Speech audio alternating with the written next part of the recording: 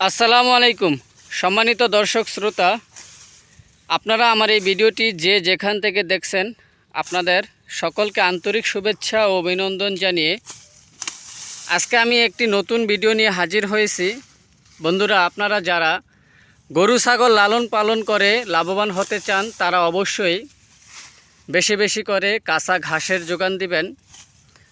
কারণ গরু ছাগলের প্রিয় হচ্ছে কাঁচা ঘাস, তারা কাঁচা ঘাস সবচেয়ে বেশি পছন্দ করে থাকে।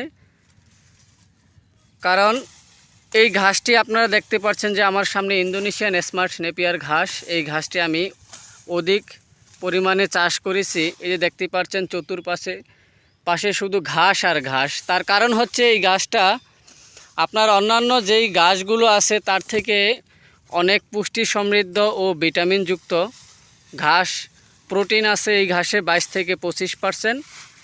তাই এই কারণে আমি এই ঘাসটি অনেক চাষ করেছি। কারণ এই ঘাসটি খাওয়ালে আমার খামারের গরু ছাগলকে আর অন্যান্য দানাদার খাবারের বেশি প্রয়োজন হয় না।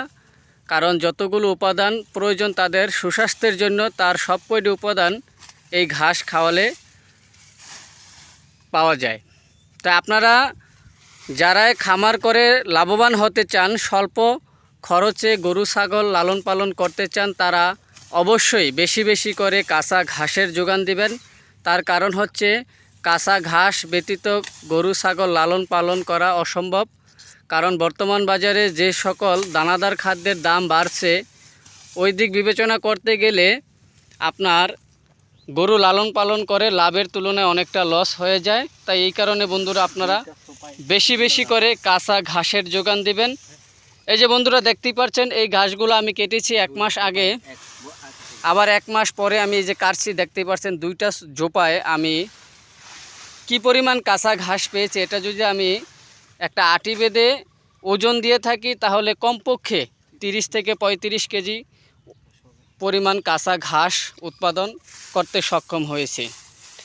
এই যে বন্ধুরা দেখতেই পাচ্ছেন ঘাসের জোপা একটা কি বড় হয়েছে, সারা অঙ্গ জুড়ে পাতা আর পাতা। চারাগুলো দেখতে পাচ্ছেন ভিতরে কোনো জায়গা নেই, আরও সাইড থেকে আরও হবে যদি আমি আরও বেশিক্ষণ রাখি। কিন্তু আমরা এটা কাটিংয়ের উদ্দেশ্যে কাটতেছি। আমরা এই কাটিংগুলো সারা বাংলাদেশে সুন্দরবন কুরিয়ার সার্ভিসের মাধ্যমে ডেলিভারি দিয়ে থাকি। আপনারা চাইলে সংগ্রহ করে নিতে পারেন। কারণ গরু ছাগল লালন পালন করতে কাঁচা ঘাসের দরকার। তাই বন্ধুরা আপনারা যদি কাটিং সংগ্রহ করতে চান আমার স্ক্রিনে দেওয়া নাম্বারে যোগাযোগ করে কাটিং সংগ্রহ করে নিতে পারেন। তো বন্ধুরা আজকের মতো এ পর্যন্তই। সকালে ভালো থাকবেন, সুস্থ থাকবেন। আল্লাহ হাফেজ।